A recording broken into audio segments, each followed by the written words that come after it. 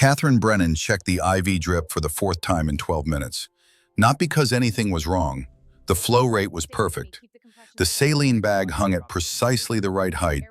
The catheter site showed no inflammation. She checked because precision calmed the tremor in her hands that no one else could see. Room 217. Afternoon light slanting through half-closed blinds. Mrs. Patterson slept under a thin cotton blanket, recovering from routine gallbladder surgery.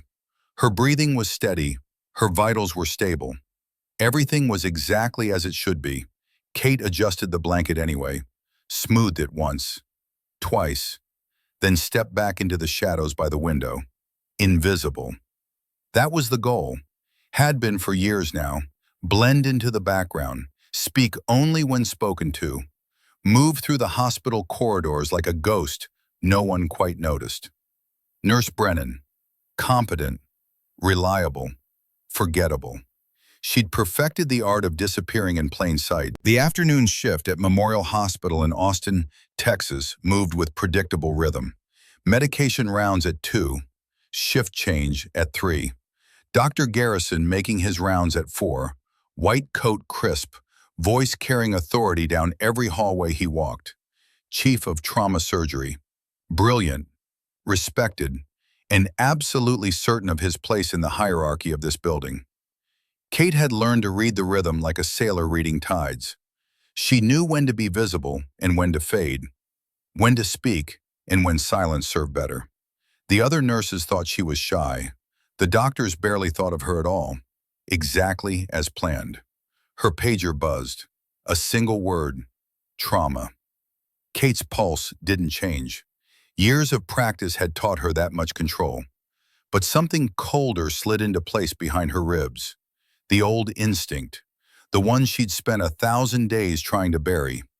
She secured Mrs. Patterson's IV one final time, checked the monitor, made a notation on the chart, then stepped into the hallway with movements so practiced they looked effortless. That was when the air changed. Hospitals had rhythms, but they also had warning signs. Kate felt it the way animals feel earthquakes before the ground starts shaking. This wasn't the controlled chaos of a motorcycle accident. This wasn't the frantic energy of a heart attack victim. This was different. Men in dark jackets moved through the corridor, not running, but moving with purpose that suggested military training. Security appeared in places they normally wouldn't. Someone murmured into an earpiece. The words were too quiet to hear, but Kate caught 2 of them. Secure, confirm. Her footsteps slowed by half a second, just enough to observe without seeming to observe. Her expression remained neutral, but her mind was already cataloging details. 3 men in civilian clothes with military bearing. 2 hospital security officers positioned at intersections. A 4th man standing near the trauma bay entrance, hand near his waistband where a weapon might rest. Not civilian. Kate reached the trauma bay doors just as they swung open. The smell hit first. Iron and antiseptic. But underneath, something sharper. Blood that had soaked through field dressings hours ago. Not fresh hospital gauze. Field wrap. The kind applied under fire. The patient lay on the gurney, chest rising in shallow movements. His skin was pale beneath streaks of red and brown. Dried blood, dust. The residue of something that had exploded close enough to mark him, but not close enough to kill him outright. His eyes were open, alert, tracking everything despite the pain that had to be carving through his body like molten wire. Navy SEAL.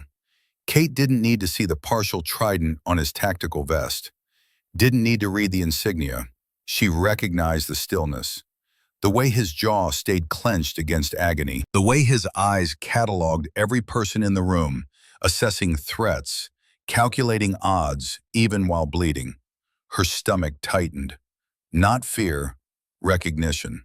Dr. Garrison swept into the room, already issuing commands before he'd fully assessed the patient. That was his way. Decide fast. Act faster. It had saved lives. It had also cost them. Multiple penetrating wounds, he announced, eyes scanning the visible injuries. Probable internal bleeding. Get imaging ready. Someone page radiology. Kate stepped closer.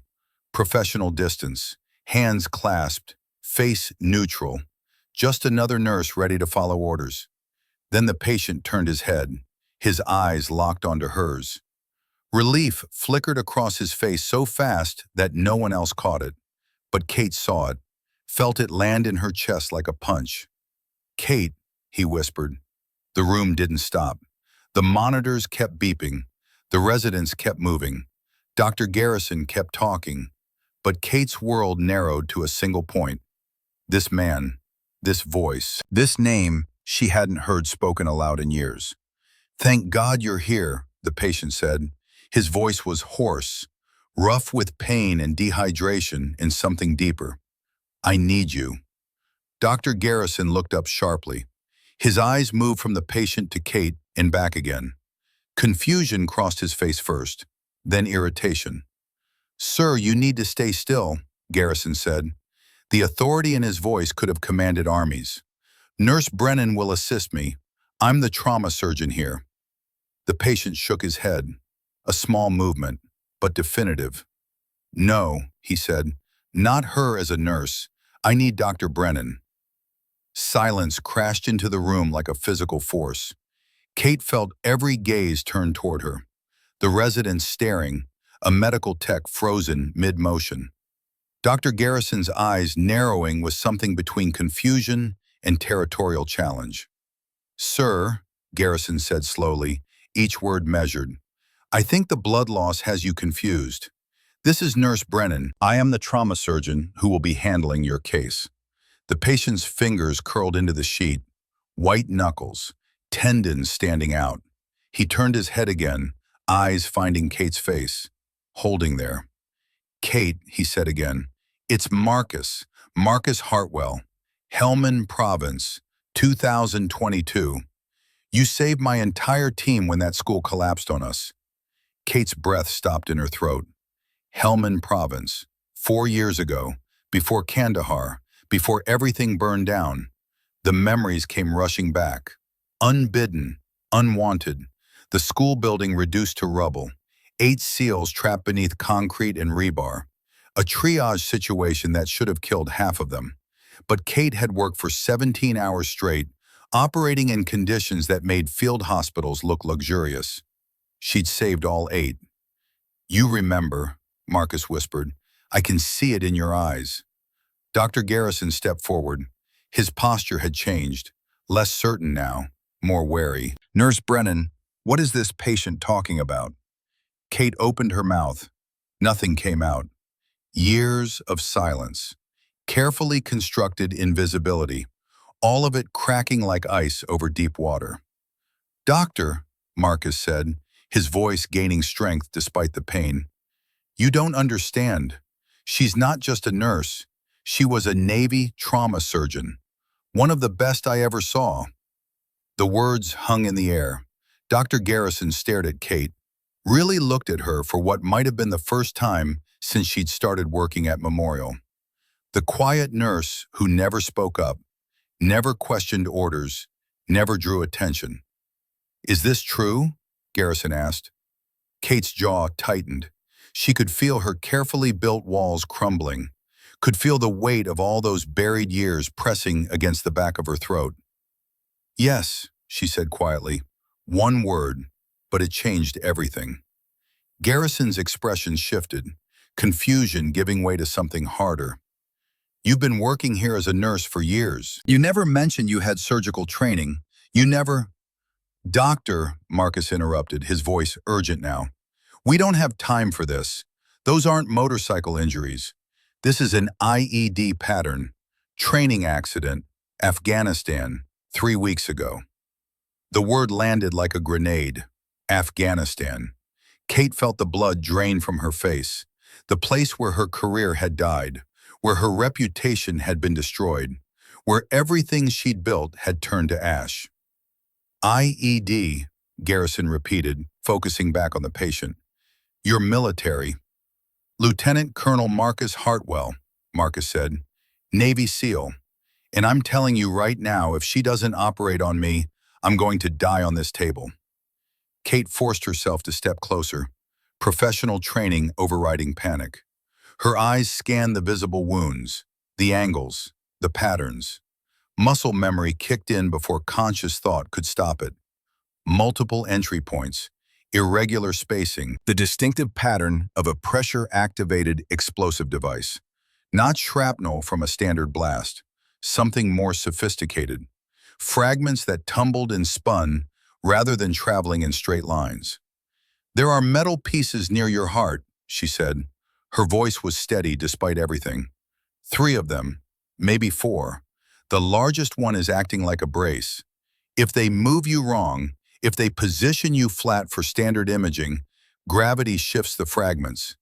They puncture the cardiac wall." Silence. Garrison stared at her. "You can't possibly know that from visual assessment." "Russian-made IED," Kate continued, eyes never leaving Marcus. "The fragments are designed with irregular edges. They cause maximum internal damage. Delayed kill mechanism." Marcus nodded weakly. "She's exactly right." "How could you possibly?" Garrison started. "Because I've seen this exact injury pattern," Kate said. "Because I've operated on it. Because I know what happens if you follow standard trauma protocol." The monitor started beeping faster, Marcus's blood pressure dropping, his breathing becoming more labored. "We need to move now," a resident said nervously. Garrison held up a hand. His eyes were still locked on Kate, reassessing, recalculating, a surgeon's mind working through impossible information. "You've performed surgery on IED victims," he said. "Yes." "Under combat conditions?" "Yes." "And you're certain about the fragment positions?" Kate met his gaze, held it. "I'm certain that if you send him to imaging, he won't survive the trip." The room held its breath. Garrison looked from Kate to Marcus, from the monitors to the visible wounds, the chief of trauma surgery, facing a decision that violated every protocol he'd spent 40 years following. Trust the credentials, trust the hierarchy, trust the system, or trust the quiet nurse who just revealed she was something else entirely. The monitor alarm screamed. "He's crashing!" someone shouted. Marcus's eyes rolled back. His body went rigid. The heart monitor flatlined into a single, sustained note that cut through the room like a scream. Kate moved before thought could interfere. Her hands were already on Marcus's chest, fingers finding the exact position. Not the standard CPR placement, something different. Adjusted for the internal injuries she couldn't see but knew were there. "Start compressions," she said, then caught herself. "Doctor, should we?" But Garrison was already watching her hands, watching the precision, the confidence, the way her shoulders stayed relaxed even as her arms worked. This wasn't panic, this was muscle memory. Years of training compressed into movements so practiced they looked effortless. "Continue," Garrison said quietly. Kate's hands moved in a rhythm that wasn't quite standard, faster by a fraction, deeper on the left side than the right, compensating for injuries no scan had revealed yet. "Epi," a resident said, reaching for the crash cart. "Wait," Kate said, then stopped herself again, looked at Garrison. He was studying her face now. The certainty there, the calm. He'd seen hundreds of medical professionals under pressure. He knew the difference between someone guessing and someone who knew. "How long?" he asked. 5 seconds, Kate said. "That's not protocol." "No," she agreed. "It's not." Garrison didn't look away. "Do it your way." 5 seconds. 4. 3. Kate's compressions stayed steady, consistent. The monitor flickered. Once, twice. Then it caught. A weak rhythm crawling across the screen. The room exhaled. Kate stepped back slowly. Her hands were steady, but inside something was shaking. The old instincts flooding back. The battlefield surgeon she'd buried rising from the grave. Garrison moved to the monitor, checked the readings, then turned back to Kate with an expression she couldn't quite read. "That wasn't standard CPR," he said. "No." You adjusted for suspected internal positioning. Yes. Without imaging, without confirmation. Kate nodded. Garrison was quiet for a long moment. Then he straightened. When he spoke, his voice had changed. Less challenged, more curious. Operating room 3, he said. Prep for immediate surgery. He paused. Your lead, Dr. Brennan. The words landed like a bomb. The residents stared. The nurses looked confused. Kate felt the weight of those 2 words settling onto shoulders that hadn't carried that responsibility in years. Doctor, she started. You know this injury pattern, Garrison said. It wasn't a question. You've operated on it successfully, and you just demonstrated assessment skills I haven't seen in 40 years of trauma surgery. He moved closer, lowered his voice slightly. I don't know why you're working as a nurse instead of a surgeon. I don't know what happened to send you here, but right now that man on the table needs someone who's seen what you've seen. So I'm asking you, will you operate? Kate looked at Marcus, at the monitors showing his fragile stability, at the wounds she recognized from a war most people tried to forget. Years of hiding, years of safety, years of believing she could outrun her past by pretending to be someone smaller. Yes, she said. They moved Marcus to OR3 with a precision that looked choreographed. Kate positioned the gurney herself. Small adjustments that made no sense to the residents, but made perfect sense to someone who understood how fragments shifted with angle and gravity. Marcus's eyes fluttered open as they prepared to transfer him. His hand found Kate's wrist. Weak grip, but deliberate. Kate, he whispered.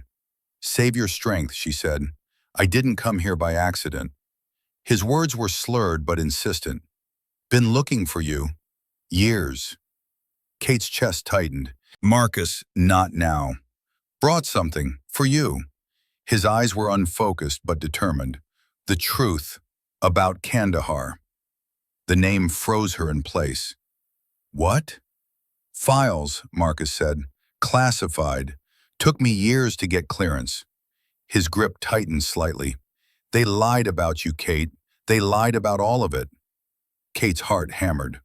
What are you talking about? Later, Marcus said, his eyes starting to close. First you saved my life. Again, then I save yours. He slipped back into unconsciousness before she could respond. Dr. Garrison appeared at her shoulder. What did he say?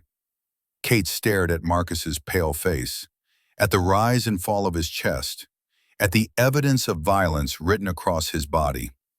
He said he has something to tell me, she said quietly, after the surgery. Then I suggest we make sure he survives to tell you. They scrubbed in side by side. Kate's hands moved through the familiar ritual. Soap, water, the sterile brush against skin. Each motion precise. Each second counted. Garrison watched her from the next sink. How long were you a surgeon? 8 years. Navy? Yes. Combat zones? Kate nodded. Kandahar?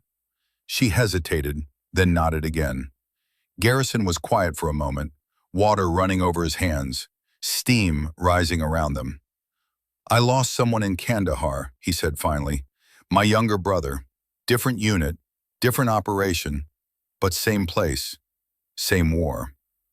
Kate looked at him, saw something in his expression she hadn't noticed before. Old grief, the kind that never fully healed. I'm sorry, she said. For 18 years I've been angry, Garrison continued, at the military, at the command structure, at the field surgeons who I thought didn't do enough. He turned off the water, met her eyes. I might have been angry at the wrong people. You don't know what happened, Kate said quietly. No, Garrison agreed, but I know what I just saw in that trauma bay. And I know when someone moves like you do, they've earned that skill under conditions I can't imagine. He paused. Show me, teach me, help me understand what you learned over there. Kate felt something crack inside, not breaking, opening. Okay, she said. The operating room was ready, lights harsh and unforgiving, instruments laid out with geometric precision. Marcus on the table, draped, prepped, his chest rising and falling with mechanical assistance now. Kate stood at the table, scalpel in hand, the weight familiar, the balance perfect. She looked at the surgical field, at the wounds that would kill Marcus if handled wrong, at the fragments invisible to everyone but her. Behind her, Dr. Garrison stood ready, not leading, supporting, watching a surgeon he dismissed as a nurse step back into a role she'd abandoned. "Whenever you're ready, Dr. Brennan," he said quietly. Kate inhaled, exhaled, felt the old calm settle over her like armor. Then she began. The first incision was clean, precise, no wasted motion. The blade moved with confidence earned through hundreds of surgeries performed in places where hesitation meant death. "Retractor," she said. It appeared in her hand instantly. She worked methodically, exposing the surgical field with an efficiency that made the room go quiet. The residents leaned closer. One of them whispered something to another. Kate didn't hear it, didn't need to. She was operating in a different space now, a place where time moved differently and everything outside the sterile field ceased to exist. "There," she said, pointing without touching. "First fragment. See the angle?" Garrison looked, frowned. "It's positioned against the intercostal muscle." "Acting as a brace," Kate confirmed. "Remove the others first. This one collapses the whole structure." "That's counterintuitive. That's battlefield mechanics." She reached for the smallest fragment, the one that looked least dangerous. Her movements were delicate, surgical forceps holding metal that had been designed to kill, extracting it from flesh that had somehow survived. It came free, a piece of jagged metal no bigger than a grain of rice, but positioned perfectly to have caused massive hemorrhage if shifted wrong. Kate placed it in the specimen tray, moved to the second fragment. This one was larger, irregular shape, resting near the lung lining with an edge sharp enough to puncture with the slightest pressure. She adjusted her angle, compensated for Marcus's breathing even though he was intubated. Her hands moved with a certainty that came from having done this exact procedure in conditions far worse than this pristine operating room. The fragment slid free. "Beautiful," Garrison murmured. Kate didn't respond. She was already focused on the third fragment, the dangerous one, the piece that had been pressing against Marcus's heart wall with every beat, the one that would kill him if she got this wrong. "Suction," she said. The field cleared. She could see it now, nestled against tissue that looked fragile as wet paper. One wrong move, one slip, one moment of doubt. But Kate's hands didn't shake. Years of training compressed into this moment. Helmand Province, operating in a half-collapsed building while gunfire echoed above, saving 8 men who should have died. Kandahar, choices made under impossible conditions, lives saved that no one seemed to remember when counting the ones lost. Years of hiding, of pretending to be less than she was, of believing that being invisible was the same as being safe. Her fingers closed around the fragment. One breath, 2, then she extracted it. Smooth, controlled, perfect. The monitor held steady. Marcus's heart kept beating. Kate released a breath she hadn't realized she was holding. "All fragments removed," she announced, "beginning closure." The sutures went in with the same precision, each one placed exactly where it needed to be. Kate worked in silence, aware of Garrison watching every movement, learning, reassessing everything he thought he knew about the quiet nurse named Brennan.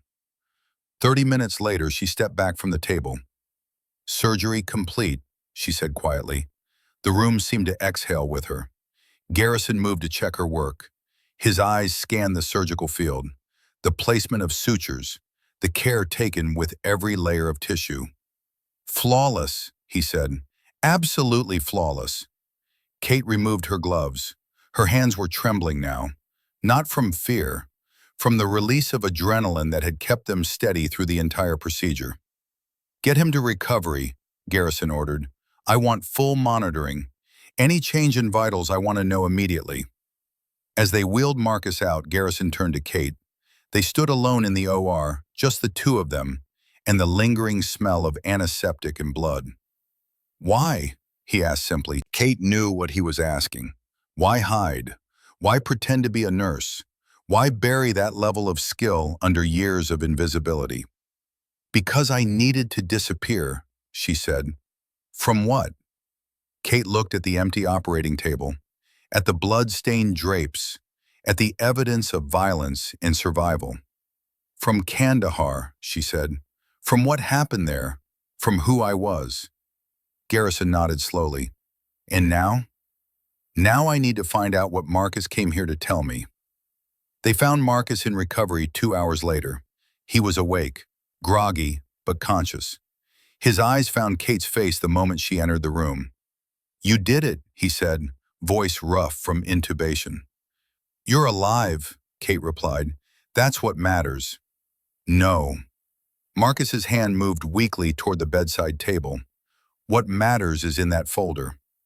Kate saw it then, a manila envelope, thick, sealed with official-looking tape, marked with stamps she recognized from her Navy days. Classified. Operation Iron Shield, Kandahar Province. Her blood went cold. Garrison stood in the doorway, watching, silent, giving her space for whatever this was. "I've spent years getting clearance for those files," Marcus said. "Years fighting through bureaucracy and classified protocols." He looked at her with an intensity that cut through the medication haze. "I didn't come here because I needed a surgeon, Kate. I came here because you need to know the truth." Kate's hand trembled as she reached for the folder. "What truth?" she whispered. "About what really happened that day," Marcus said. "About why the intelligence was wrong. About who made the decisions that sent you into that school." He paused. "About the lies they told to cover their own failures." Kate's fingers touched the envelope. Cool, heavy, full of secrets she'd spent years trying not to think about. "They blamed you," Marcus continued. "They made you the scapegoat, but you were never the problem, Kate. You were the only thing that went right that day." The envelope felt like it weighed 1,000 pounds. Behind her, Garrison spoke quietly. "Do you want privacy?" Kate shook her head. Whatever was in these files, whatever truth Marcus had risked his life to bring her, she was done hiding from it. She broke the seal, opened the folder. The first page was a mission briefing, dated 48 hours before the Kandahar school bombing. She scanned the text. Official military documentation, intelligence reports, threat assessments. Then she saw it. A single line buried in the middle of the page. Credible threat. Kandahar school compound. Explosive device. Estimated casualty count, 40 to 60 civilians. The page slipped from her fingers. "They knew," she whispered. Marcus nodded grimly. "They knew. 48 hours before you were sent in, they had intelligence, specific intelligence, and they sent medical teams in anyway." Kate's knees felt weak. She grabbed the edge of the bed. "Why?" "Keep reading," Marcus said. She did. Page after page. Intelligence reports that were never shared with field teams. Risk assessments that recommended evacuation. Command decisions that ignored every warning. And then, near the end, she found the casualty report. Total casualties, 47. Total saved, 45. Fatalities, 2. Both fatalities listed as critical condition upon arrival. Both assessed as non-survivable regardless of intervention. She'd saved 45 people out of 47, under conditions that should have killed most of them, and they'd called it a failure. They'd blamed her for deaths that were inevitable, for losses that happened before she ever touched those children. Kate's vision blurred, not from tears, from rage. Years of guilt that had been built on lies. "The inquiry," she said, her voice shaking. "The investigation. They knew this and they needed someone to blame," Marcus said. "Higher command made bad calls, ignored intelligence, sent medical teams into a trap. People died, and rather than admit their mistakes, they blamed the surgeon who did everything possible to save lives. Garrison stepped closer. His face had gone pale. "May I?" Kate handed him the folder with numb fingers. He read in silence. She watched his expression change, confusion turning to anger, anger turning to something darker. "This is unconscionable," he said finally. "They destroyed your career to protect their own." "They destroyed more than my career," Kate said quietly. "They destroyed who I was." Marcus reached for her hand. His grip was weak but steady. "I'm sorry it took so long. I tried earlier, but the classification level, I had to go through channels I didn't even know existed." Kate looked at him, at this man who'd spent years fighting bureaucracy just to bring her the truth, who'd gotten himself blown up and still made sure to bring these files to her. "Why?" she asked. "Why go through all this for me?" Marcus smiled faintly. "Because you saved my life twice, once in Helmand, once today. And because I was there, Kate, I saw what you did in Kandahar. I saw you work for 18 straight hours trying to save those kids. I saw you make impossible choices with grace and skill I've never witnessed before or since." His eyes held hers. "You deserve better than what they did to you." The room was quiet except for the soft beep of monitors.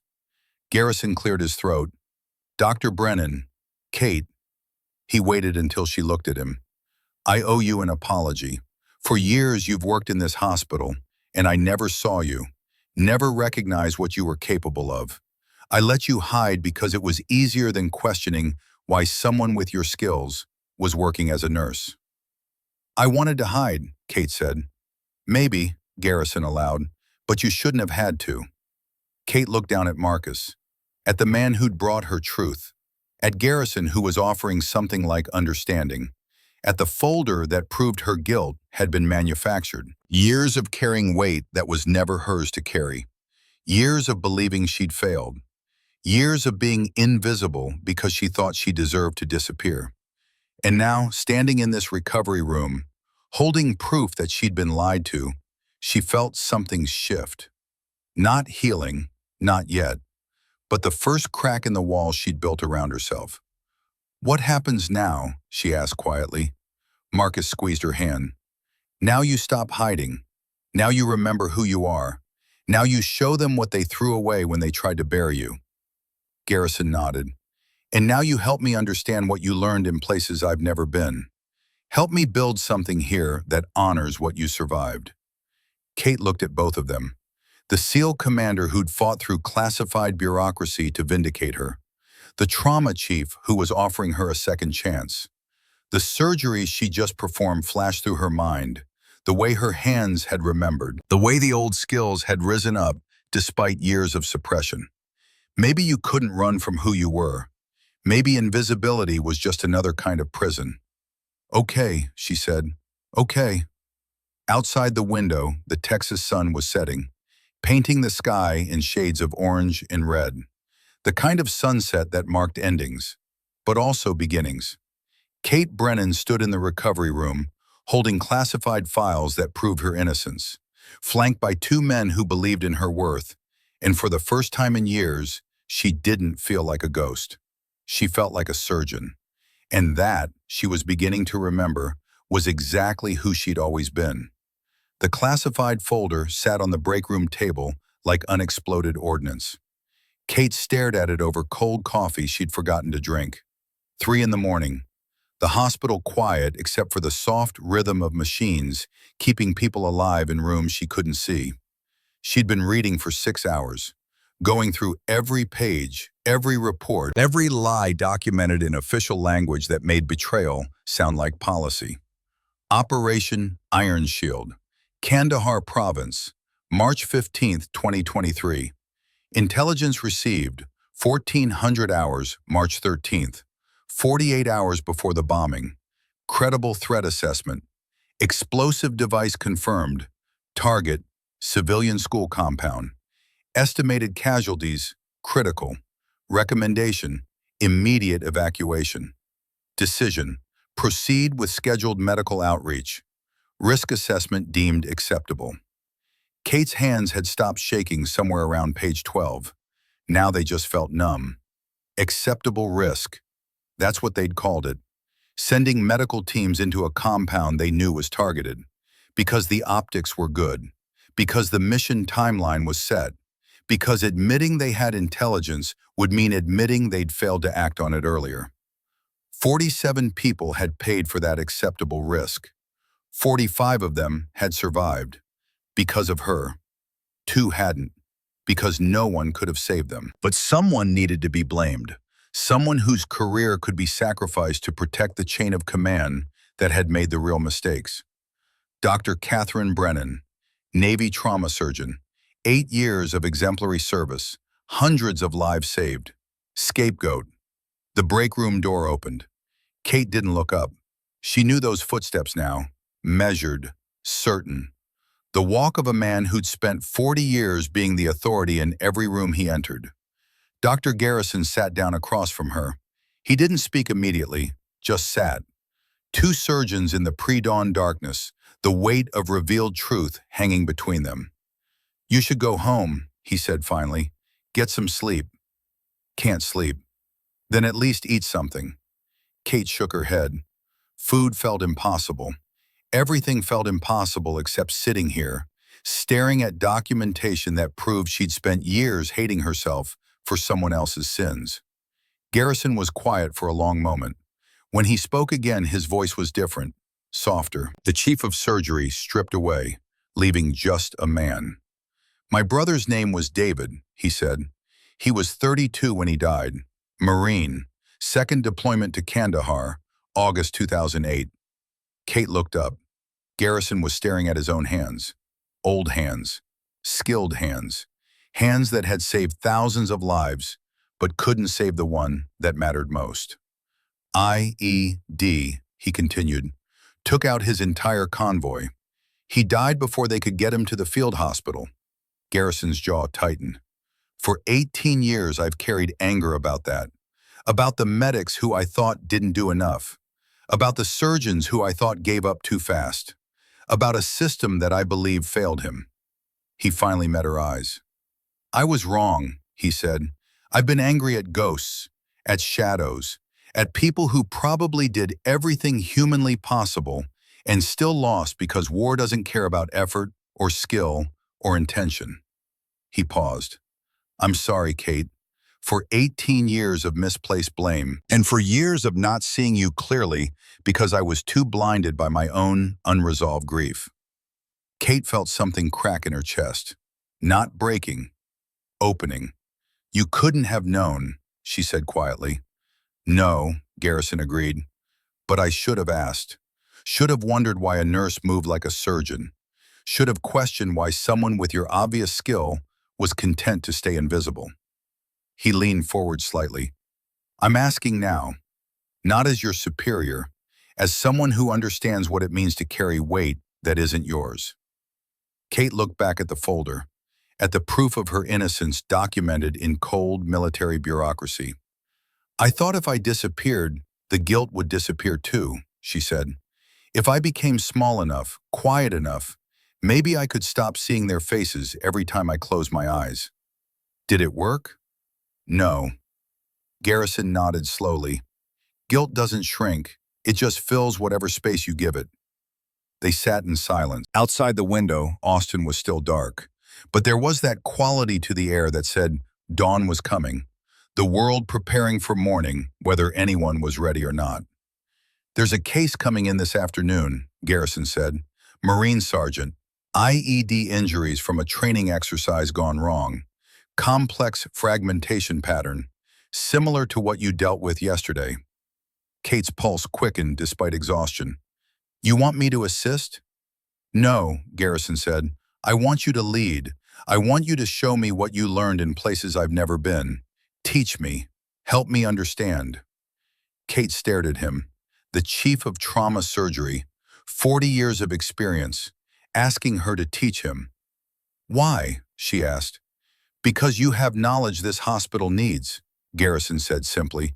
Because soldiers keep coming home with injuries our civilian protocols weren't designed to handle. And because someone with your skills shouldn't be hiding behind a nursing station when she could be saving lives no one else can save. The old fear rose up, the instinct to retreat, to refuse, to stay small and safe.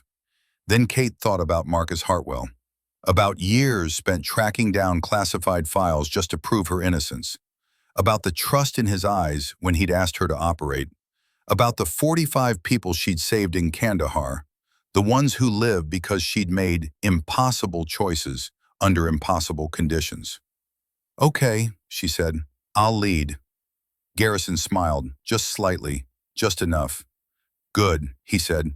"Surgery's at 1400 hours. I'll scrub in with you, learn everything you're willing to teach." The Marine sergeant arrived right on schedule. Staff Sergeant Luis Rodriguez, 28 years old, 3 deployments. Injuries from a training accident that shouldn't have happened but did, because war machines don't distinguish between practice and reality. Kate reviewed his scans in the prep room. Garrison stood beside her, studying the images with the focus of a man who'd spent decades reading the body's secrets in black and white film. 4 major fragments, Kate said, pointing. "See the distribution pattern?" "Irregular spacing," Garrison observed, "not the typical blast radius." Training IEDs use lower-grade explosives, but the fragmentation mechanics are identical to combat devices. The pieces tumble instead of traveling straight, creates internal damage that imaging doesn't always catch. Garrison leaned closer. "You're saying there's more we can't see?" "Always is with these injuries. The scans show the obvious fragments, but there are micro pieces, debris, tissue damage that won't show up until we're inside." "How do you know where to look?" Kate traced a pattern on the screen with one finger. "You follow the pressure wave. The blast creates a cavity, temporary, but it leaves traces. Tissue that looks normal but isn't. Capillary damage, subtle hemorrhaging. You learn to read the negative space." Garrison's eyes followed her finger, understanding dawning. "You're not just reading the injury, you're reading the story of how it happened." "Every wound tells you what created it," Kate said, "if you know how to listen." They scrubbed in together, side by side, the ritual of soap and water in preparation. Kate felt different this time, not hiding, not pretending, just being what she was. A surgeon, teaching another surgeon, passing knowledge earned in blood and fire. In the operating room, Rodriguez lay prepped and draped. His vitals were stable, his breathing mechanically assisted. Everything controlled and calm in a way battlefield surgery never was. Kate positioned herself at the table. Garrison stood across from her, not hovering, not commanding, just present, ready to learn. "Scalpel," she said. The instrument appeared in her hand. Familiar weight, perfect balance. She made the first incision with confidence that came from having done this hundreds of times in conditions far worse than this pristine OR. The blade moved cleanly through skin and fascia, exposing the surgical field with efficiency that made the assisting residents exchange glances. "First fragment," Kate said. "Right intercostal. See the angle?" Garrison nodded. "Embedded in the muscle wall." "Not embedded, braced. Remove it first and the pressure differential shifts. The other pieces move. One of them punctures the lung. So we leave it for last." "Exactly." Kate worked methodically, extracting fragments in an order that seemed counterintuitive until you understood the mechanics of how they'd gotten there. The first 2 came free without issue. Then she reached for the 3rd fragment. "Wait," Garrison said suddenly. "The angle." "I see it," Kate replied.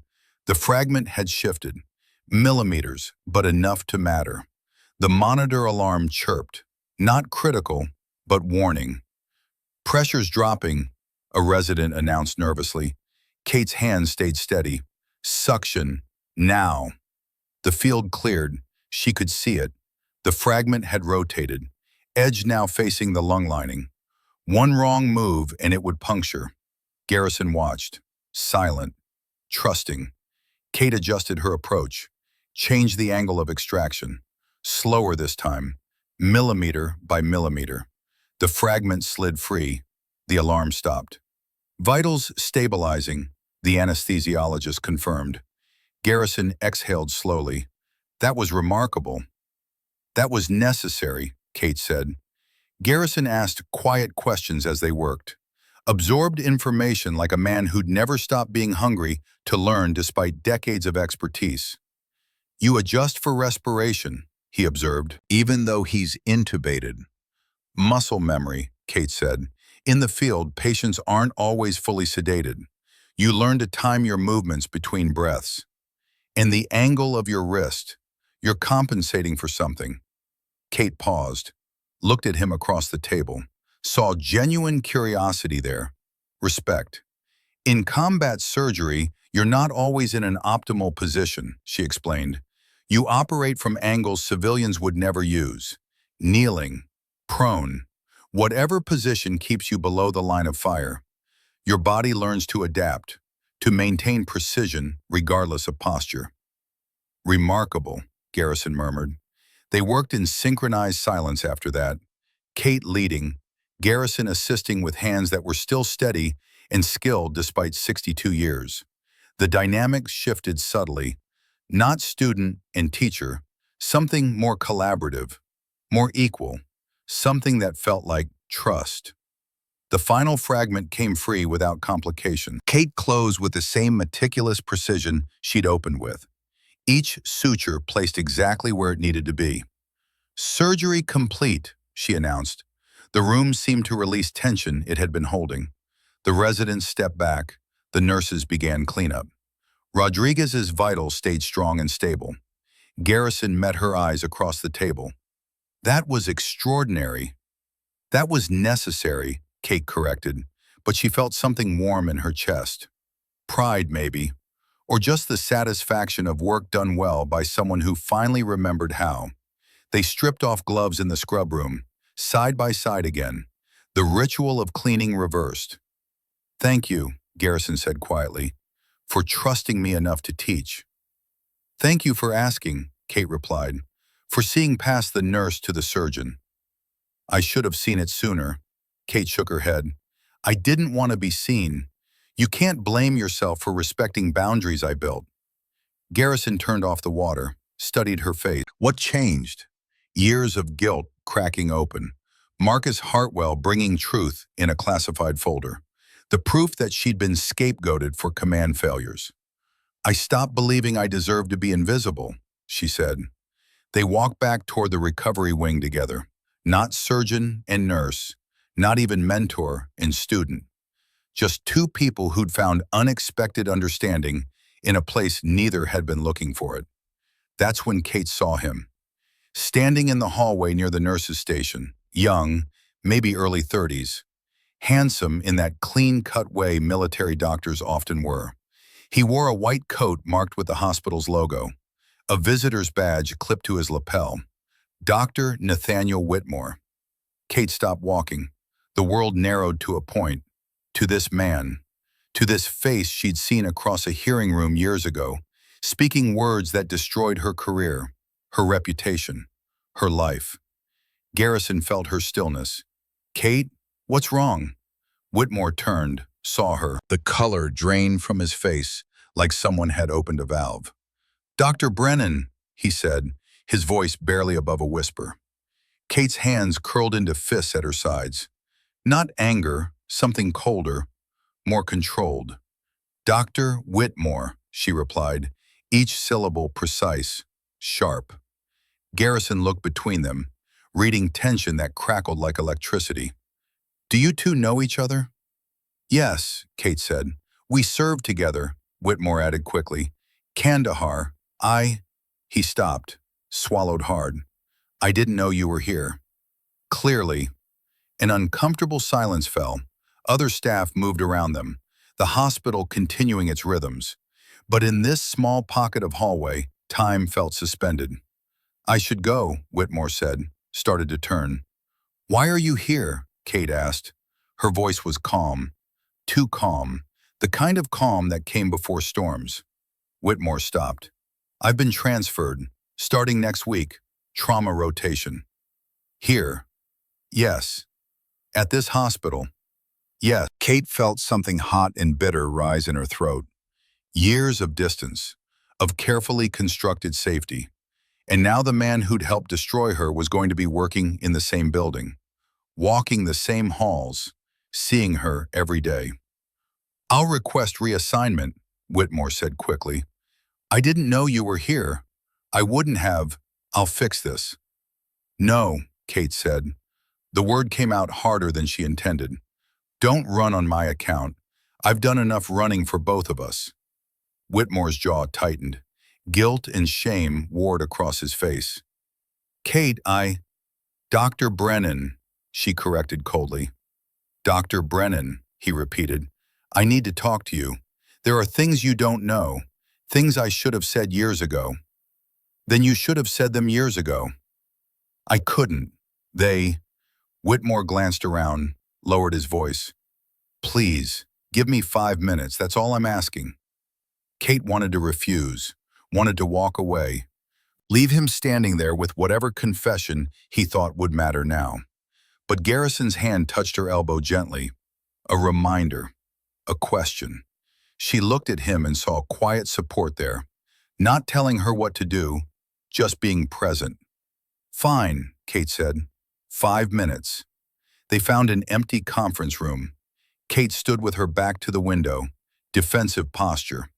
Whitmore sat at the table, hands folded, looking young and miserable, and nothing like the composed doctor who testified against her. Garrison stood near the door, silent guardian, making it clear without words that Kate wasn't alone in this. Say what you need to say, Kate told Whitmore. He took a shaky breath. I lied at the inquiry. I know. Not just about the surgery, about everything. The timeline, the resources, the conditions. Whitmore's hands clenched together. They coached me, told me what to say, what to emphasize, what to omit. Who's they? Command. 3 officers whose names I never learned. They told me if I didn't cooperate, my career was over before it started. I was 29, terrified. I just finished my residency. Everything I'd worked for was at stake. Kate's voice was ice. And my career? Was that at stake too? Yes, Whitmore met her eyes. Finally. And I convinced myself it was justified, that you'd made mistakes, that the command's version of events was accurate, that I was just clarifying what really happened. You lied, Kate said flatly.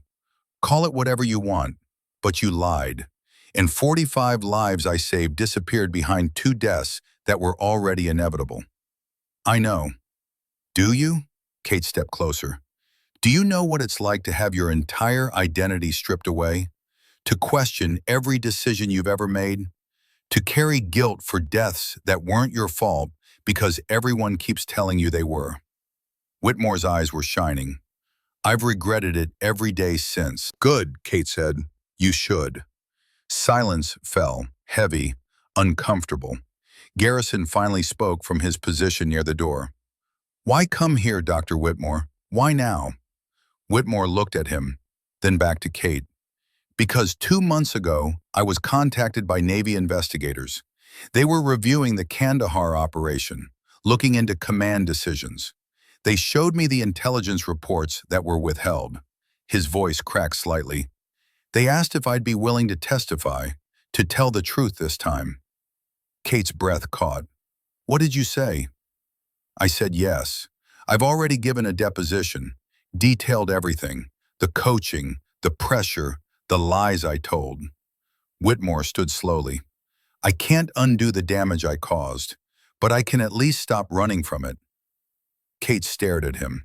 This man who'd helped destroy her, who'd spent years carrying his own guilt, who was finally trying to make amends.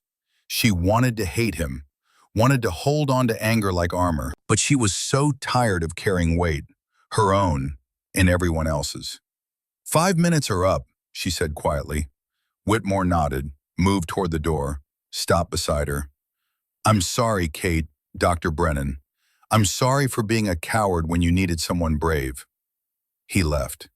Kate stood motionless, processing, absorbing, trying to reconcile years of anger with this new information, that the man who'd wronged her was trying to make it right, that vindication was coming from unexpected places.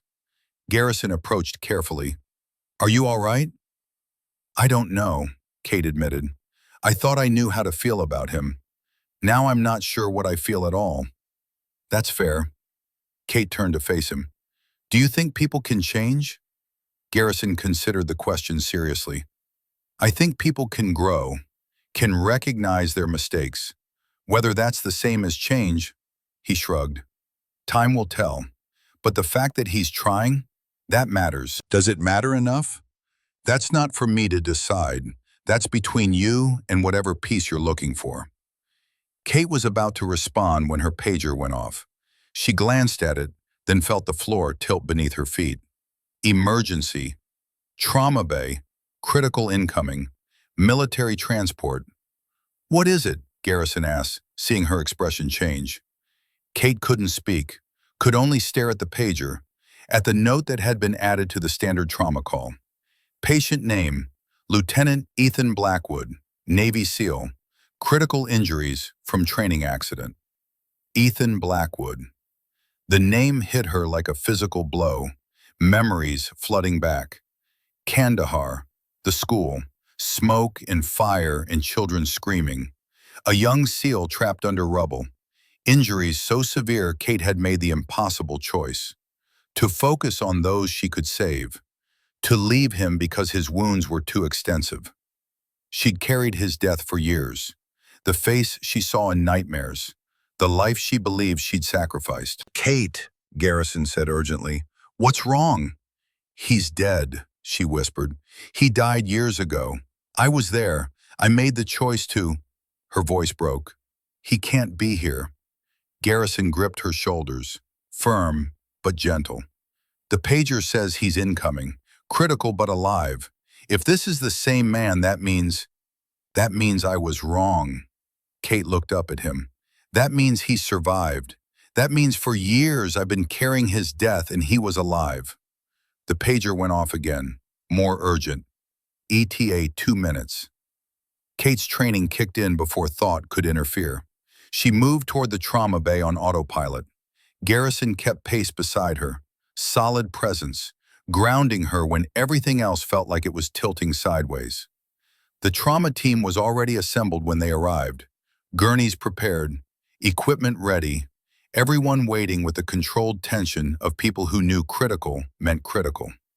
Then the doors burst open. Paramedics rushed in, guiding a gurney with practiced efficiency.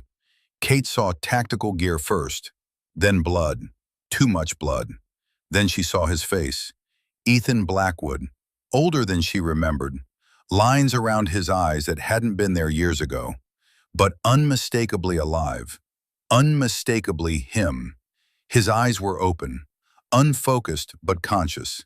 They swept the room, cataloging, assessing threats even while dying. Then they landed on Kate.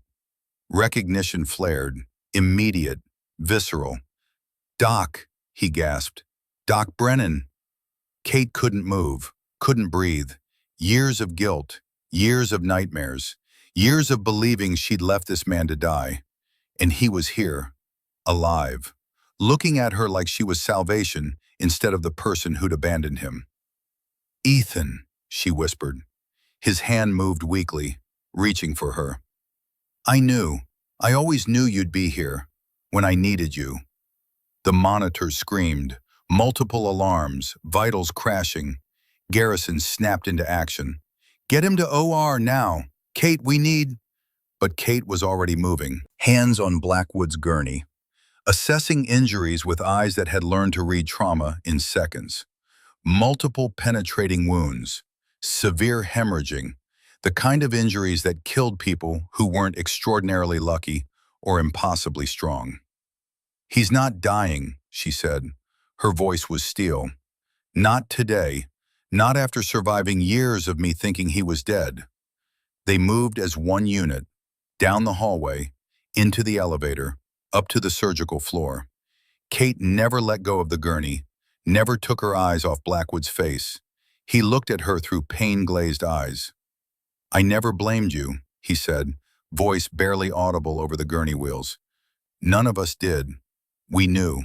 What you did. Saving who you could. Making impossible choices." Tears blurred Kate's vision. "I thought I killed you." "You saved me." Blackwood's smile was weak but genuine. "Stabilized me enough for evac. They got me to Germany, 3 surgeries, but I made it. Because of you." The elevator doors opened. OR3, waiting. Team assembled. Everything ready. "Then let me save you again," Kate said. They prepped him fast. No time for full protocols. Just enough sedation to keep him still. Enough intervention to keep him alive. Kate stood at the table, scalpel in hand. Garrison beside her. The ghost she'd carried for years, breathing shallowly under surgical drapes. "I'm sorry," she whispered, "for thinking you died, for carrying that guilt." Blackwood's eyes fluttered. "Nothing to forgive, Doc. You did everything right." The monitors beeped. Steady rhythm. Fragile but holding. Kate looked at Garrison, saw understanding there, saw support, saw the father figure who'd emerged from the arrogant surgeon she'd first met. "Ready?" he asked quietly. Kate nodded. "Ready." She made the first incision as dawn broke over Austin. Light spilling through OR windows, painting everything in shades of gold. Years of shadows, years of guilt, years of believing she'd failed. And here, in this moment, with a man she'd thought dead breathing on her table, Kate Brennan finally understood. She hadn't failed at all. She'd survived. They'd both survived. And survival, she was learning, was its own kind of victory. The surgical field opened under Kate's blade like a battlefield revealing its secrets. Blood welled up, controlled by suction, exposing the damage that years ago she thought was unsurvivable. Ethan Blackwood's chest cavity told a story written in torn tissue and shattered bone. A story she'd read wrong the first time. Or had she? Garrison stood across from her, hands ready, eyes focused. "Talk me through what you're seeing." Years of training compressed into fluid movements as Kate's fingers worked with practiced efficiency, retracting tissue, exposing the full extent of injuries that should have killed this man. Multiple lacerations to the liver, partial pneumothorax, and there, she pointed without touching, splenic rupture, grade 4. "That's survivable now," Garrison observed. "But years ago, under field conditions, it wasn't," Kate finished. Her voice was steady, but something ached behind her ribs. "Not with the resources we had. Not with 47 other casualties. Not with—" The memory hit her before she could stop it. Kandahar, March 15th, 2023. The school compound reduced to rubble and fire. Bodies everywhere, some moving, some not. The triage decisions coming faster than thought. This one first. That one next. Him, she'd make time for him. And Ethan Blackwood, pinned under concrete, bleeding from wounds she could see, and probably a dozen she couldn't. His eyes open, conscious, looking at her with trust that felt like accusation. "Doc," he'd said, "how bad?" She'd knelt beside him, done a rapid assessment with hands that were already covered in other people's blood, felt his abdomen, rigid, distended, internal bleeding, severe. "Bad," she'd told him honestly, "but I'm going to stabilize you." "There are kids," Blackwood had whispered. "I can hear them. In the West Wing." Kate had looked up, toward the sound of crying, young voices, terrified, trapped. 47 people, one surgeon. Choices that would haunt her regardless of what she decided. "I'll come back," she'd promised Blackwood. "I'm going to get the kids first. Then I'm coming back for you. Understand?" He'd nodded, understanding what she wasn't saying, that she was leaving him, that he might die while she saved others, that this was battlefield mathematics and he was the variable she had to set aside. "Go," he'd said. "Save them." She had. She'd run toward the crying, toward the children trapped in the collapsed West Wing. She'd work for hours, pulling bodies from rubble, performing field surgery on a floor covered in glass, in blood, in broken concrete, saving lives one impossible decision at a time. When she'd finally made it back to where Blackwood had been pinned, he was gone. Evacuated, someone had told her. Died en route, someone else said. She'd been too exhausted to confirm, too destroyed by choices she'd had to make, too broken by the mathematics of triage that said some people lived because others died. For years, she'd carried the weight of that choice, the certainty that she'd left Ethan Blackwood to die while she saved others. Kate, Garrison's voice cut through the memory. Stay with me. I need you here. Kate blinked, focused. The OR swam back into clarity. Not Kandahar, not years ago, here, now. A chance to rewrite history she'd thought was written in stone. I'm here, she said. His pressure is dropping, the anesthesiologist warned. Kate's hands moved faster, suturing the liver laceration, packing the wound, stopping bleeding that wanted to become hemorrhage. Her movements were precise, controlled, but underneath something was screaming. I thought you died. I've been carrying your death like a stone in my chest. And you were alive. Alive and healing, and I didn't know. Suction, she said. The field cleared. She could see the spleen now, ruptured, bleeding, salvageable if she moved fast enough. Garrison anticipated her next move. Splenectomy? Partial, Kate corrected. He's young, active duty. He needs whatever function we can preserve. That's delicate work. Yes. She began the repair, careful cuts, precise sutures, saving what could be saved. The kind of surgery that required absolute focus, absolute stillness. The kind she'd performed dozens of times in places where one wrong move meant death. Her hands remembered, even when her mind wanted to fracture, even when memories kept trying to drag her back to Kandahar, her hands knew what to do. Beautiful work, Garrison murmured, watching her, learning, seeing skills that had been forged in fire. Kate finished the splenic repair, moved to the lung. The pneumothorax wasn't severe, but it needed addressing. Chest tube placement, reinflation, making sure Blackwood could breathe without mechanical assistance once he woke, when he woke. Vitals stabilizing, the anesthesiologist announced. Relief flickered through the room. Residents who'd been holding tension in their shoulders relaxed slightly. Nurses exchanged glances. Everyone feeling what Kate was feeling. This man was going to make it. Closing now, Kate said. The sutures went in like a prayer. Each one a promise. Each one a refusal to let years of guilt define her anymore. She'd made the right choice in Kandahar. She'd saved 45 people. And Blackwood had survived because she'd stabilized him enough for evacuation, because she'd done everything possible in impossible conditions. The guilt hadn't been hers to carry. 20 minutes later, Kate stepped back from the table. Surgery complete. The room exhaled. Collective release of breath held too long. Garrison met her eyes across Blackwood's closed chest. That was extraordinary. That was necessary, Kate said. But this time she let herself feel the pride underneath. The satisfaction of work done well, of skills used to their fullest, of being exactly who she was meant to be. They wheeled Blackwood to recovery. Kate walked alongside the gurney, hand resting lightly on the rail, connected to this man whose survival she'd doubted, whose ghost she'd carried. In the recovery bay, machines beeped steady rhythms. Proof of life. Proof of choices made right. Kate pulled a chair close to Blackwood's bed, sat, waited. Garrison stood in the doorway, silent support, giving her space but staying close enough to matter. 30 minutes passed. Then Blackwood's eyes fluttered open.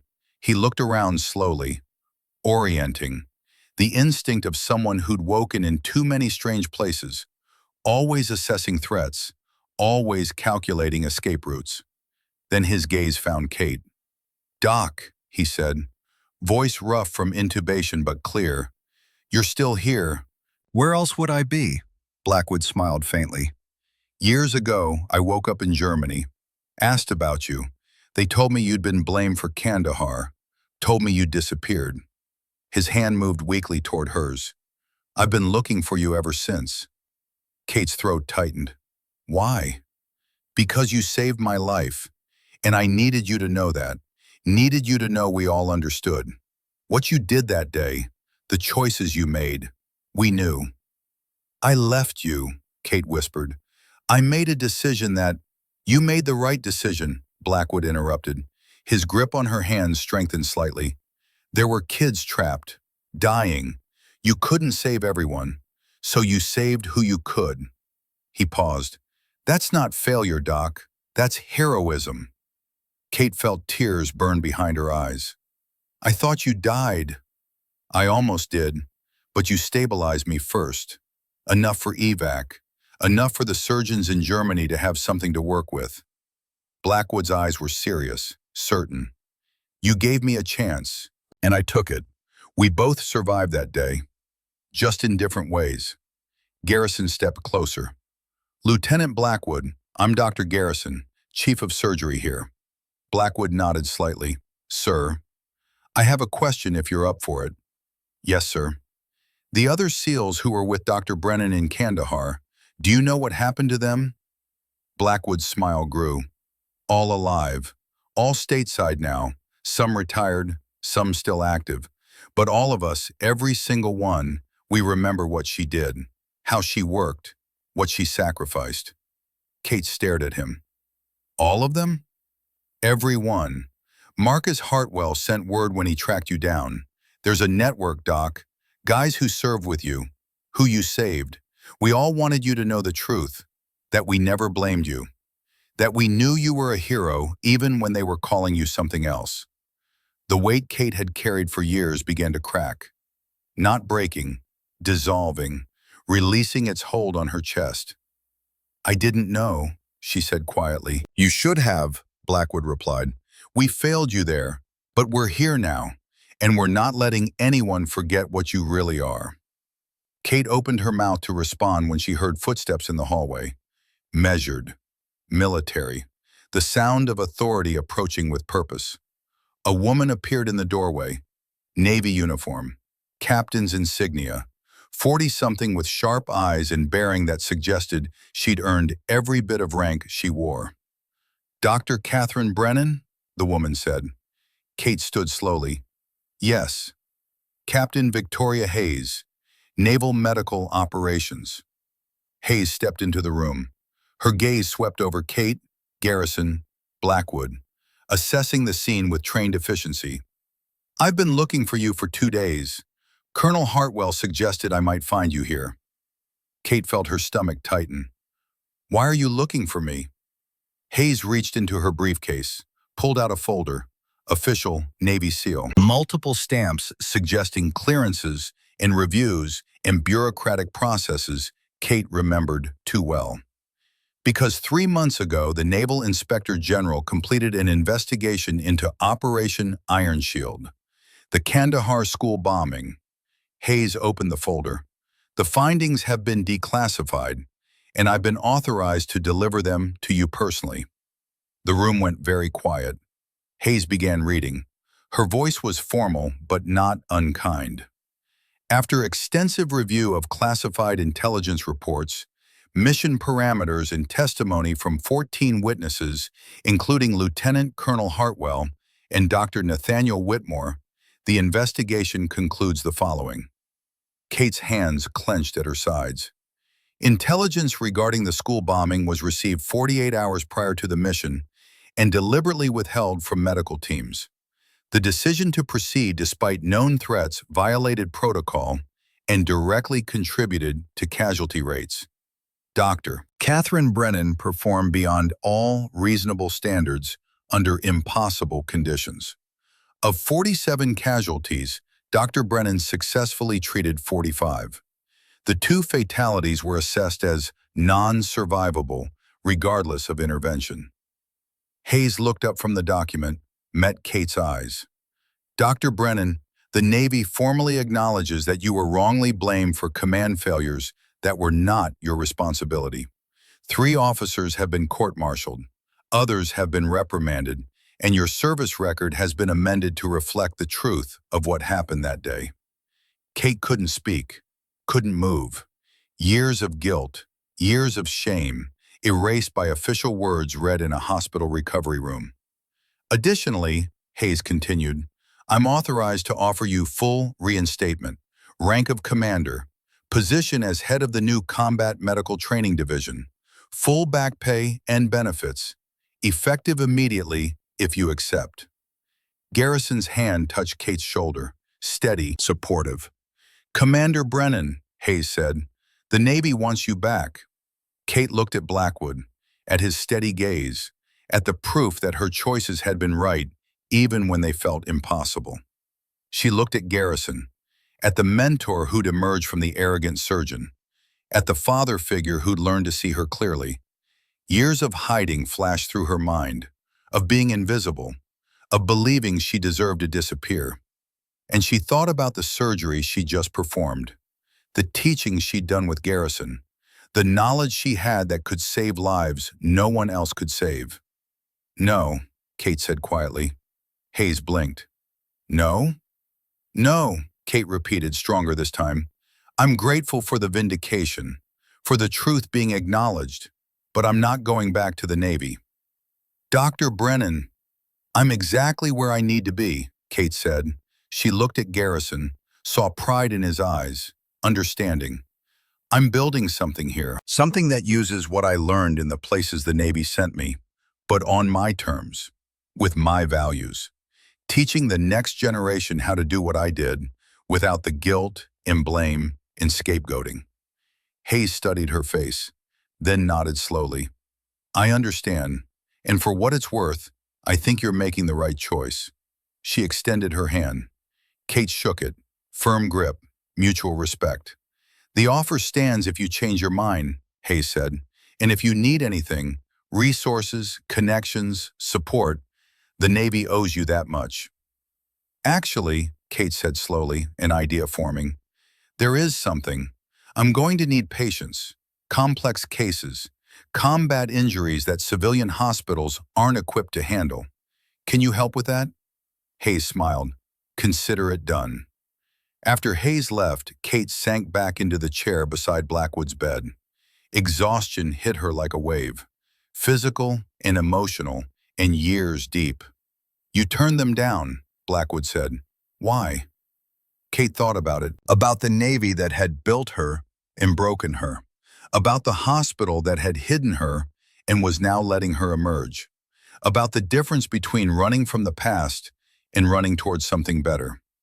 Because I'm done letting other people define what I'm worth, she said.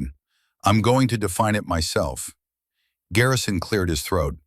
Actually, about that, I've been thinking. He moved to stand beside Kate. I'm 62 years old. I've been chief of surgery for 15 years, and I'm tired. Kate looked up at him. Richard, let me finish, Garrison said gently. I'm tired of bureaucracy, of politics, of administrative duties that keep me out of the OR more often than in it. But I'm not tired of surgery, not tired of teaching, and I'm not tired of building something meaningful. He paused, met her eyes. So I'm stepping down as chief, and I'm recommending you as director of a new division, Advanced Combat Trauma Institute, autonomous unit within the hospital. You build it, you run it, you teach it, and I'll be your senior advisor, if you'll have me. Kate stared at him. You're serious. Completely. You'd give up being chief to be part of something that matters more than titles, Garrison interrupted. To learn from someone who has knowledge I'll never have. To build a legacy that outlives both of us. He smiled slightly. Besides, you're a better surgeon than I am. It's time I admitted that. Kate felt something break open in her chest. Not pain, relief. The feeling of finding family in unexpected places. Yes, she said. Yes, I'll have you. Garrison's smile widened. Good, then we start tomorrow. The weeks that followed blurred together in the best possible way. Kate worked 18-hour days building the Institute from nothing. Garrison at her side, offering wisdom, making connections, using 40 years of institutional knowledge to support her vision. They recruited carefully, looking for surgeons who understood that combat medicine required different thinking, different protocols, different courage. Nathaniel Whitmore was their first hire. He stood in Kate's office, which was really just a repurposed storage room with a desk and 2 chairs, looking nervous and hopeful in equal measure. "I don't deserve this," he said. "No," Kate agreed. "You probably don't, but I'm not hiring you for what you deserve. I'm hiring you for what you can become." Whitmore swallowed hard. "I won't let you down." "See that you don't." The first week was difficult. Whitmore arrived early, left late, but moved through the Institute like he was walking on glass, afraid to break what little trust Kate had offered. Kate watched him struggle, watched him second-guess every decision. The confidence he'd had when lying at the inquiry was gone, replaced by doubt so thick it paralyzed him. After a particularly rough surgery, where Whitmore froze during a critical moment, Kate pulled him aside. "You're trying too hard," she said. "I can't afford mistakes," Whitmore replied. "Not after." "You're going to make mistakes," Kate interrupted. "Every surgeon does. The question is whether you learn from them or let them destroy you." She paused. "I made that choice years ago. I chose destruction. Don't make my mistake." Something shifted in Whitmore's eyes. Understanding. Permission to be imperfect. After that, he changed. Still worked the longest hours. Still asked the most questions. But now he moved with growing confidence. Not the arrogance of before. Something harder earned. Something real. 3 months in, he performed his first solo IED extraction. Kate supervised from the observation deck, Garrison beside her. "He's good," Garrison observed. "He will be," Kate corrected. "He's learning that redemption isn't about erasing the past. It's about building something better on top of it." Marcus Hartwell visited monthly, fully recovered now, bringing cases, bringing SEALs who needed surgeons who understood their injuries in ways civilian doctors couldn't, building a network of trust between military and medical that benefited everyone. "You're saving lives again," he told Kate one afternoon, "just like you did in Kandahar, except this time people know to say thank you." The Institute grew. 3 months in, they had 5 surgeons, 8 trauma nurses, equipment specifically designed for combat injuries, and a reputation spreading through military channels as the place that could handle cases no one else wanted. Kate taught constantly, in the OR, in conferences, one-on-one with residents who showed promise. She taught about fragment patterns, about pressure waves, about making impossible choices with grace instead of guilt. And slowly she taught herself that being visible wasn't the same as being vulnerable. One afternoon, Kate returned to her office to find a message on her desk. Handwritten, formal military script. "Dr. Brennan, I need your help. I've made mistakes I can't fix alone. Please, Captain S. Mitchell, U.S. Army Medical Corps." Kate stared at the note, recognized the weight in those words, the desperate hope of someone drowning in guilt. She'd been that person once. Someone had thrown her a lifeline. Now it was her turn to do the same. She made a note to call Mitchell back, set the message aside, turn back to patient files. Tomorrow. She'd call tomorrow. 6 months after that first surgery on Marcus Hartwell, Kate stood in her office reviewing patient files when someone knocked on the doorframe. She looked up. A young woman stood there, late 20s, Army uniform, captain's insignia, face pale, eyes haunted. "Dr. Brennan," the woman said, "I'm Captain Sarah Mitchell, Army trauma surgeon. She stopped, took a breath. "I made a mistake. In Mosul. 3 months ago. People died, and I don't know how to." Her voice broke. Kate stood slowly, recognized that look. That weight, that guilt. "Come in," she said gently. "Sit down." Captain Mitchell sat, hands clasped tightly in her lap, fighting tears. "Tell me what happened," Kate said. The story poured out. A field hospital, an attack, multiple casualties, impossible choices. Two deaths that Mitchell couldn't stop thinking about, couldn't stop replaying, couldn't stop believing were her fault.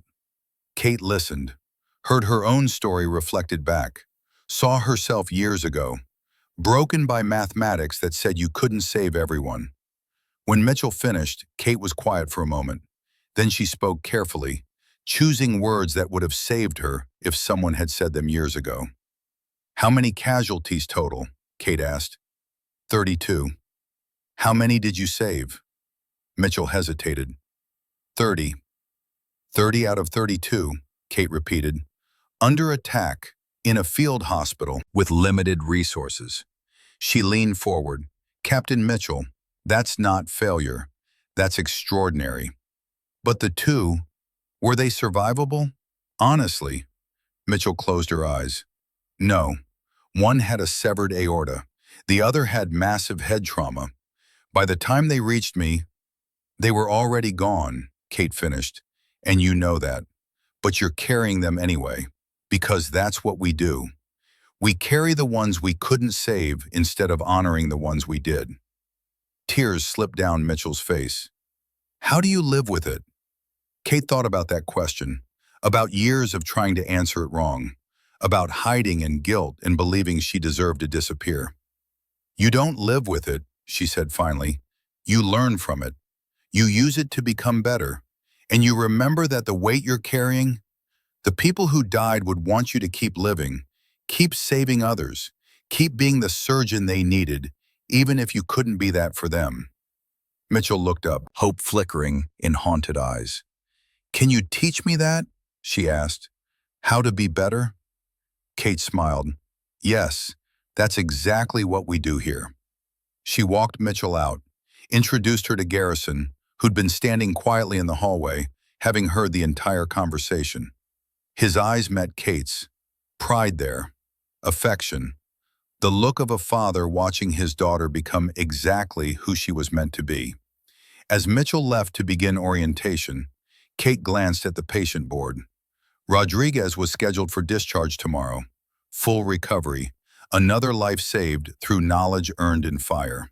She made a mental note to check on him before he left. Every patient mattered, every choice honored. That evening, Kate stood in the observation deck overlooking the trauma wing, watching her team work, Garrison teaching a resident, Whitmore performing a procedure with confidence he'd earned through dedication, Mitchell starting orientation with nurses who understood combat medicine. Blackwood appeared beside her, walking without a limp now, fully healed, but still checking in, still part of this family they'd accidentally built. "You did it," he said. "Built something that matters." "We did it," Kate corrected. "All of us, together. Still, you're the one who came back from the dead, the ghost surgeon who decided to stop being invisible." Kate thought about that, about years of hiding, about Marcus Hartwell bringing truth in a classified folder, about Garrison offering mentorship when she'd expected judgment, about all the people who'd given her reasons to step back into the light. "I'm not a ghost," she said quietly. "I never was. I was just someone who forgot who she was for a while. And now?" Kate looked at her team, at lives being saved through knowledge she'd earned in fire, at legacy building with every surgery, every teaching moment, every doctor she trained to do what she did. "Now I remember," she said. Blackwood nodded, started to leave, then stopped. "Hey, Doc, the guys are coming next month. Everyone who served with you in Kandahar. We're having a reunion, here, at the Institute." He smiled. "And we're bringing someone special. Remember the kids from the West Wing? The ones you pulled from the rubble? 6 of them are medical students now. Because of you. They want to meet the surgeon who saved their lives." Kate's breath caught. All these years she'd carried the weight of 2 deaths. never stopped to honor the 45 lives, never let herself remember the children who lived because she'd made impossible choices. "They're alive," she whispered. "They're thriving," Blackwood corrected, "because you chose them, because you did everything right." Kate felt warmth spread through her chest. "I'd like that." After he left, Garrison joined her at the observation window. They stood in comfortable silence, watching their shared vision become reality. "Thank you," Kate said quietly. "For what?" "For seeing me when I'd worked very hard to be invisible." Garrison was quiet for a moment. "I spent 18 years angry at the wrong people, 18 years blaming field surgeons for my brother's death, when the truth was much more complicated." He looked at her. "You gave me clarity, showed me that the people doing impossible work in impossible places deserve understanding, not blame. So thank you." "We saved each other," Kate said. "Yes," Garrison agreed, "we did." They stood together as evenings settled over Austin, the hospital continuing its rhythms below. Lives being saved, choices being made, legacy being built one patient at a time. Kate thought about a young Navy surgeon she'd been. Idealistic, skilled, certain that if she just worked hard enough, she could save everyone. She thought about the broken woman she'd become, hidden, guilty, believing invisibility was the same as safety.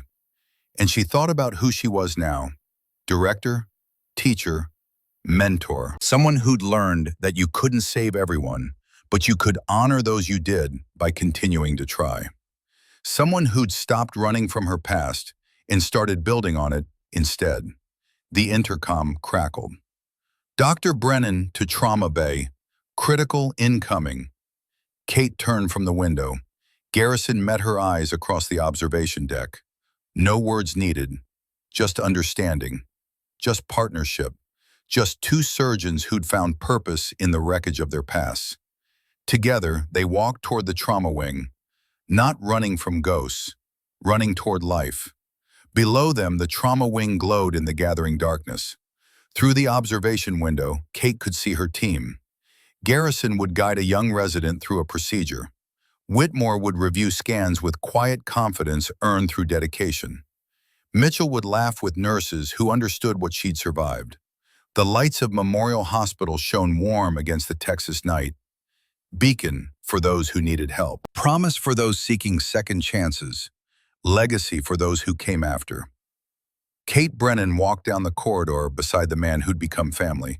No longer invisible, no longer hiding, just being exactly who she'd always been meant to be. A surgeon who saved lives. A teacher who built futures. A woman who'd learned that the most dangerous thing wasn't being seen, it was believing you deserved to disappear. She'd never make that mistake again.